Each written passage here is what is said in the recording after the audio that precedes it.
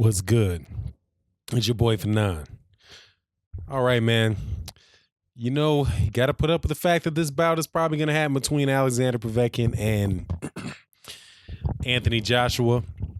For me, it's I don't really care about. But, hey, we're on the subject of the heavyweight division, so I'll share some information. So apparently, Povetkin and Anthony Joshua are going to participate in Vada testing for their fight. But strangely enough, it's not year-round testing. And it's testing for a short amount of time. Because I do believe this fight is less than 10 weeks. It's about 10 weeks out. And even though Anthony Joshua's promoter Eddie Hearn says that for every opponent they have, it's 16 weeks out. This bout isn't 16 weeks out. This bout at the latest is 12 weeks out, because this is July. Say the fight started on July 1st. It started on Friday the 30th. 12 weeks out would be the beginning of October. So more than likely, this is about 8 weeks out, and about half the amount of time that he says in this quote that he gives, which is not unusual for Eddie Hearn to say something that seems contradictory right in the middle of saying what's going to happen. So he said, according to Hearn, Povetkin will be tested by Vada, and the testing protocol is starting right away. He's already signed up to the Vada testing. That is something that we do for every bout, for every opponent from 16 weeks out, which is we pay $50,000 for additional Vada testing. So that was done for Klitschko. That was done for Parker. That was done for Pulev, who was scheduled to fight Joshua in October 2017 but got injured. So they will be testing him 6, 7, 8 times in addition to the program he's already sent out. Povetkin's team, were happy to put that in. That was something they were including in their terms as well as ours. I think that they know the history and reputation. They want to prove they can win, and there's absolutely no question marks. So Vada testing will be underway from this past Friday until about, so it's going to be 6 weeks or 8 weeks starting now. That's obviously very important to us. Now, that's what I'm saying, man. Hey, Eddie Hearn can contradict himself in the same paragraph. Okay, there's something we do for every fight for every opponent from 16 weeks out, which is we pay $50,000. But then he goes and says, so the Vada testing I think will be underway from last Friday. It's not going to be 6 or 8 weeks. It's starting now. That's obviously very important to us. There's only about 10 weeks to the fight, so it can't be 16 weeks. I'm not sure what the time frame he's talking about, unless this bout from Anthony Joshua and Alexander Povetkin is going to be in October. Then you're really talking about 12 weeks. It's not going to be 16. It's not going to be 16 weeks. Now, my understanding is that Alexander Povetkin is already being tested. I don't care what it is. Once a guy gets caught cheating one time, I can be okay with you getting caught one time. You get caught twice, okay, I'm kind of done with you. If you get caught 3 times, I don't think there should be any coming back. If you get tested positive for performance-enhancing drugs 3 times, there shouldn't be any coming back. And Alexander Povetkin, I do believe, has been caught 3 times. The only little bit of reprieve that he had that could make it twice is the fact that meldonium was not on the banned substance list when he started taking it, according to what he said. However, him just coincidentally taking something else that is a performance enhancing drug just seems to be a little bit ridiculous to me. So, Alexander Povetkin can test positive all he wants. He's a dope cheat in my eyes. And the fact that the WBA, the only thing shadier than the WBA ordering, really pushing for this bout to happen between Povetkin and and Joshua, and the fact that they gave like what is that 24-hour,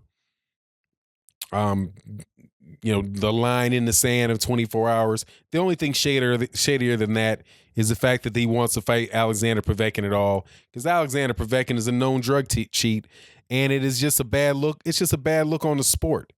But hey, the WBA wants to do that. I guess that's on the WBA.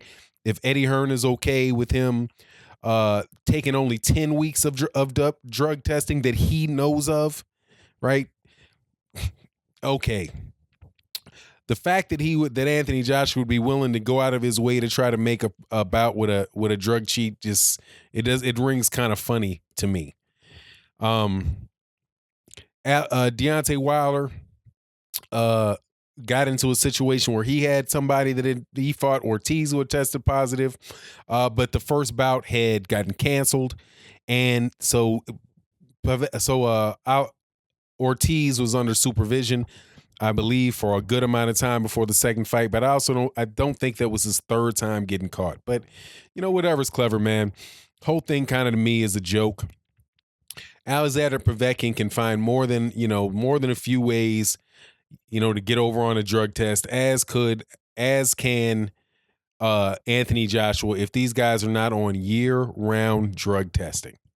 And personally, that's what I believe for all championship bouts, for fights taking place within the top 15, top 10, or top 15 of the rankings. I think all these guys should be tested year-round, because boxing is a very dangerous sport. It's not, this year so far, knock on wood, there hasn't been a lot of boxing related deaths that I've heard of so far this year. But last year it seemed like every other month somebody was getting put into a coma. And the fact that these guys, you have heavyweights doing this, it's even more suspect. And I've said this for a long time, and this isn't necessarily just pointing at Anthony Joshua and Alexander Povetkin, but when I did a video on Anthony Joshua, and I talked about how some of these other heavyweights looked a lot faster in the 70s and the 80s, the Carl the Truth Williams, Larry Holmes, obviously Muhammad Ali, that's a foregone conclusion. Reference as far as a fast heavyweight goes, but the bodies on these guys look significantly different. And people want to make this argument that, time moves on, and, as time goes on, everybody gets bigger, everybody gets stronger, and, the improved training techniques and boxers are the reason these guys are walking around looking like He-Man.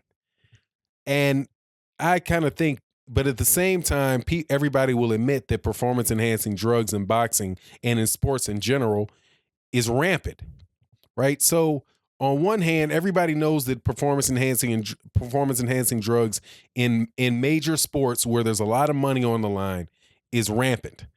And there are a lot of people who are more than willing to cheat to do it. And quite honestly, that there are areas of the world where their ethics, they don't find anything wrong with it. I remember listening to something that Larry, what's the guy's name on HBO?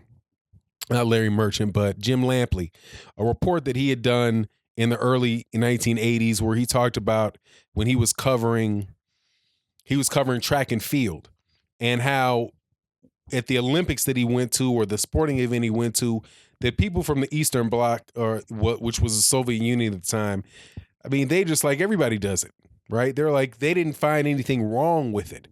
And, the human mind is a funny thing.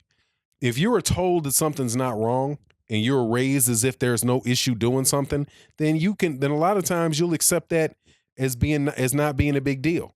And you still hear a lot of people say, oh, hey, we just think, as long as everybody can be on performance-enhancing drugs, it'll be an even playing field. And, so that's not a problem. I personally don't believe that.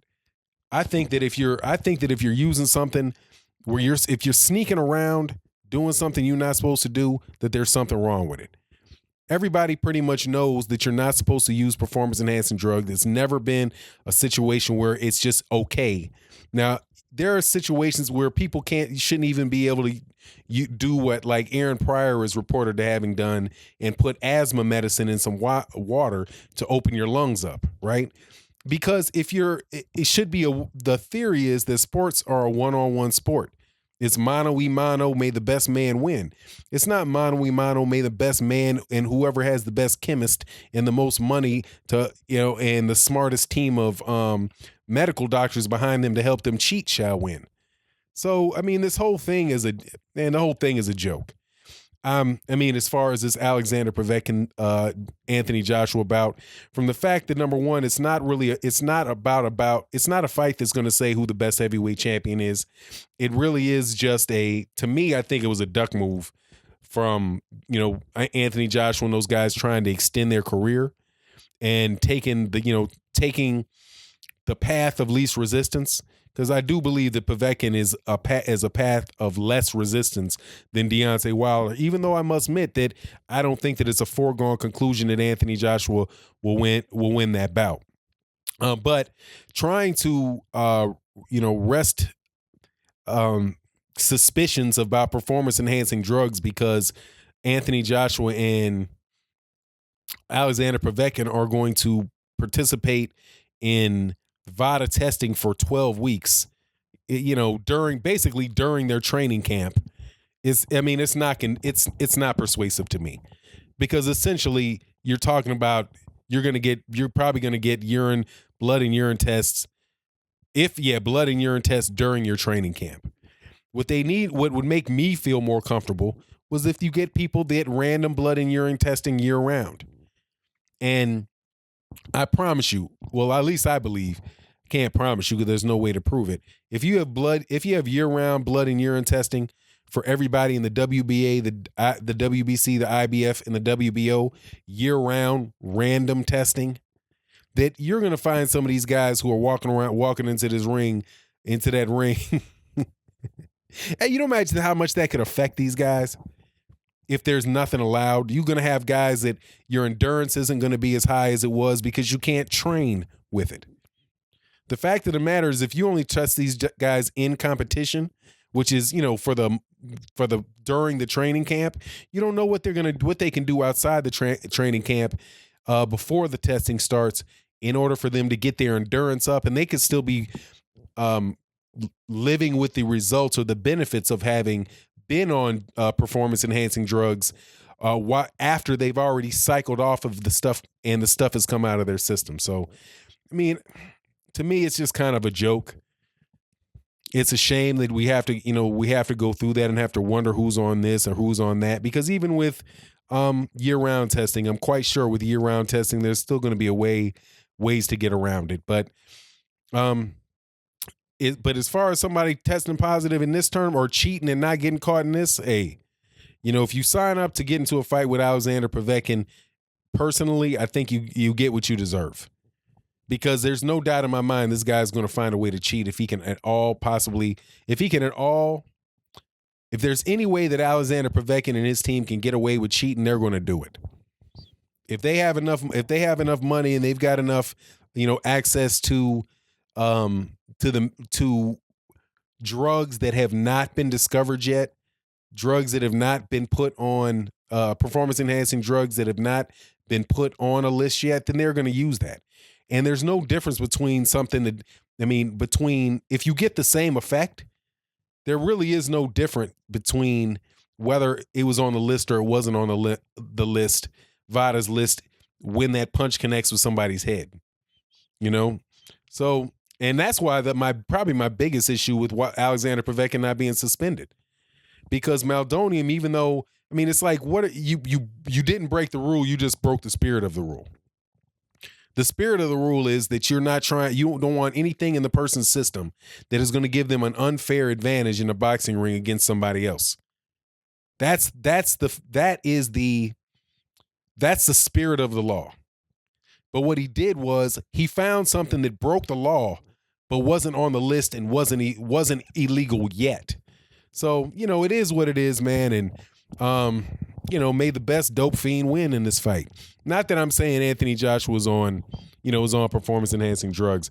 I'm quite sure it's just milkshakes and good genes that got him to be that big, and it's just coincidental that the dude dropped 15 pounds of muscle. Or he put on 15 or 20 pounds of muscle between his first fight and his 20th fight, and he got rid of that 15 pounds of muscle 2 fights later when he's preparing to fight for the WBC title at some point. But anyway, it is what it is, and with that, I'm out. Peace.